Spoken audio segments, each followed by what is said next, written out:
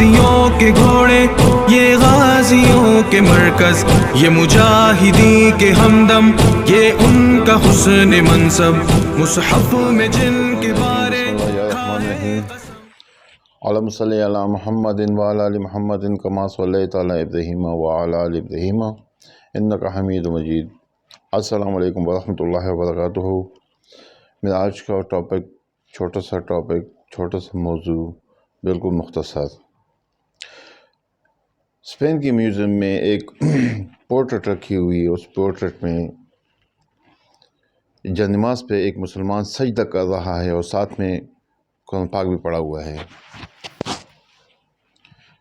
اس portrait میں یہ دکھایا گیا ہے کہ مسلمان کی جو سجدہ کر رہا ہے اس کی پیٹھ پر عیسائی کھڑا ہے اور عیسائی کی کاندھوں پر یہودی کھڑا ہے، یعنی یہودی سب سے اوپر ہے۔ بہت سارے یہودی آتے ہیں اور اس کو پورٹریٹ کو دیکھتے ہیں اور چلے جاتے ہیں اور بہت خوش ہوتے ہیں کہ یہودی سب سے اوپر ہے۔ ایک دن ایک یہودی آیا، اس نے وہ پورٹریٹ دیکھی، وہ بہت خوش ہوا، بہت زیادہ خوش ہوا۔ اس نے کہا یار یہ مسلمان سجدے میں ہے اور اس کی مل پیٹھ پر عیسائی کھڑا ہے اور عیسائی کے کاندھے پر یہودی کھڑا ہے، یعنی یہودی سب سے اوپر ہے۔ بہت زیادہ خوش ہوا۔ یہ پورٹریٹ دیکھتے دیکھتے اس کو ایک سوچ آئی۔ جب اس پورٹریٹ دیکھتے وہ اس نے شور کرنا شروع کر دیا، شور مچانا شروع کر دیا۔ انتظامیہ نے کہا کہ یہ شور کیوں کر رہے ہو، کیا وجہ کیا ہے؟ اس نے کہا کہ یہ پورٹریٹ یہاں سے ہٹا دو۔ انہوں نے کہا کہ یہ پورٹریٹ ہم کیوں ہٹا دیں؟ اس نے کہا کہ اس کا دوسرا رخ آپ لوگوں نے نہیں دیکھا ہے۔ اس کا دوسرا رخ یہ ہے کہ جب بھی یہ مسلمان سجدے سے اٹھ گیا، عیسائی بھی گرے گا، یہودی بھی گرے گا۔ تو آج کا مسلمان سجدے میں ہی نہیں ہے۔ سجدے میں جب آئے گا، صحیح سجدے میں یہ مسلمان آئیں گے تو یہودی بھی گرے گا، عیسائی بھی گرے گا، اور سب سے بلند پھر انشاءاللہ مسلمان ہی ہوگا۔ یہ وہ مذہب ہے ہمارا، یہ دلیر مذہب ہے، یہ بہادر مذہب ہے، یہ اسد اللہ، حضرت شیر خدا، حضرت علی مرتضیٰ رضی اللہ تعالیٰ عنہ شیر خدا کا لقب دیا گیا، یہ وہ مذہب ہے۔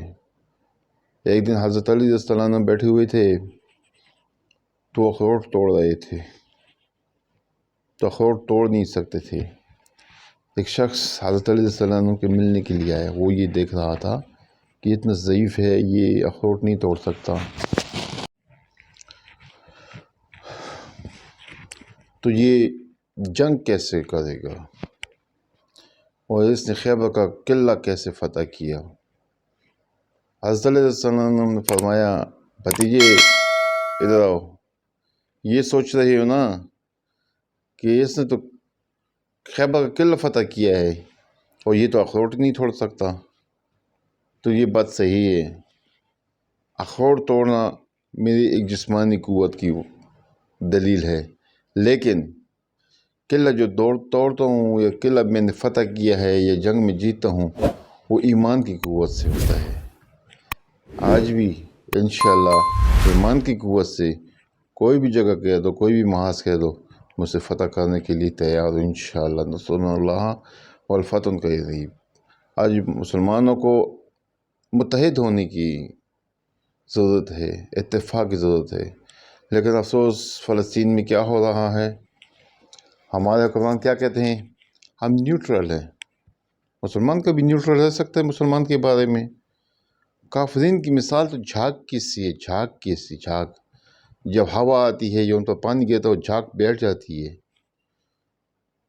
کیسے فلسطین سے یہودی بھاگ رہے ہیں خوف و ہراس کی بنا پر، مانا کہ وہاں پر بہت سارے مسلمان شہید ہو چکے ہیں، ان کے نصیب میں اللہ تعالیٰ نے شہادت لکھی ہوئی ہے۔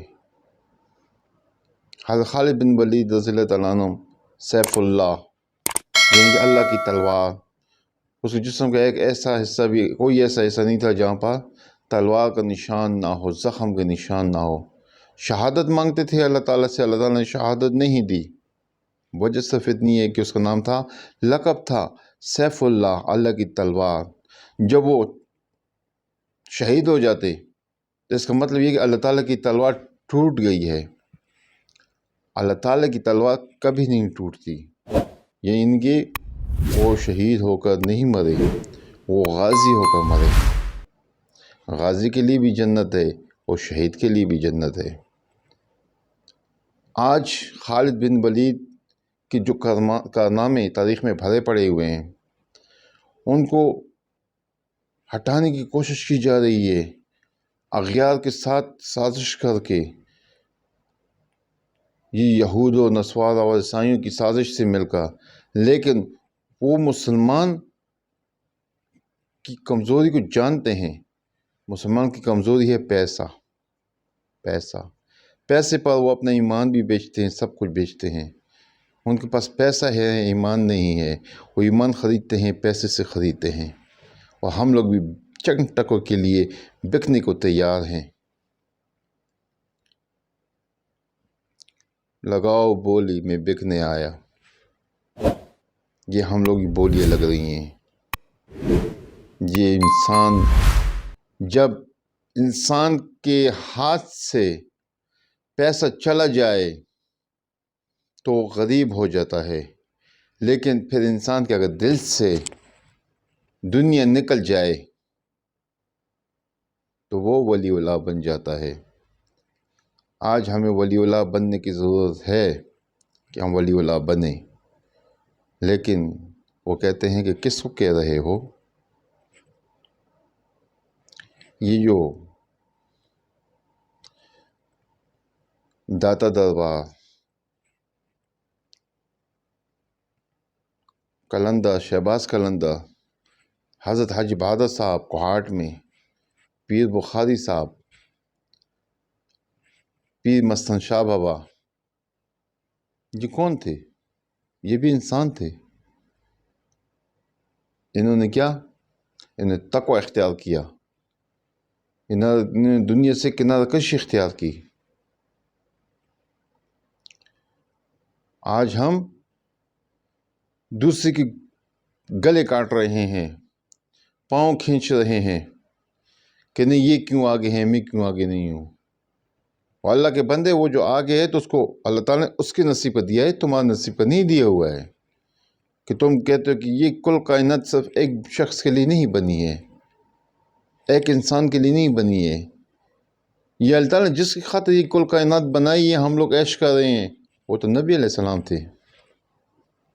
پھر یہ کیسے ہو سکتا ہے کہ اور مسلمانوں کے صرف ایک بندے کے لیے یہ دنیا بنی ہو، کہ یہ عیش و آرام یہ اس کے لیے ہو؟ اللہ تعالیٰ نے سب کو آزادی دی ہوئی ہے۔ نماز پڑھو، روزہ رکھو، حج کرو، زکوٰۃ اگر حیثیت ہے، استطاعت ہے، لیکن کسی کے ظلم نہیں کرنا چاہیے۔ آج ہم لوگ اس چیز پر راضی ہیں کہ ہم نے ظلم کرنا ہے، تو پھر اللہ تعالیٰ بھی ہر چیز پر قادر ہے، دنیا اور آخرت دونوں میں۔ دنیا میں بھی جب تک موت نہیں آئی ہے، موت سے پہلے اور موت کے بعد مشکلات میں کیا ہوگا۔ آج ہم اپنے گردان میں دیکھ لیں کہ ہم کتنے مسلمان ہیں، ہم کس قسم کے مسلمان ہیں۔ آیا ہماری قبریں روشن ہیں یا نہیں ہیں، یا کہ اندھیروں سے بھری ہوئی ہیں، کیڑے مکوڑوں اور بچھو سے، کالی بچھو سے بھری ہوئی ہے۔ آج ہم نے اللہ کے رسول کا دین اور وہ راستہ چھوڑ دیا ہے۔ پہلے اول تو نماز نہیں پڑھتے ہیں، اگر نماز پڑھتے بھی ہیں تو باقی خلقت کو ہم نقصان دیتے ہی دیتے ہیں۔ ہم لوگ یہ سمجھتے کہ یہ ہمارا پیدائشی حق ہے، حالانکہ ایسی بات نہیں ہے۔ اس کو کہتے ہیں حقوق العباد۔ اللہ تعالیٰ فرماتا ہے ہو سکتا ہے کہ میں اپنا حق آپ کے لیے بخش دوں، لیکن حقوق العباد اس وقت تک نہیں بخشوں گا جب تک وہ شخص نہ بخش دے۔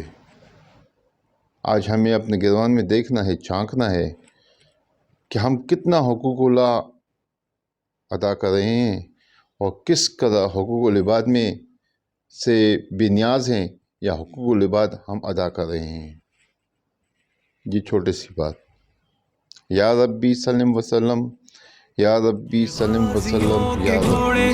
یہ غازیوں کے مرکز، یہ مجاہدی کے ہمدم، یہ ان کا حسن منصب، مصحف میں جن کے بارے کھائے قسم.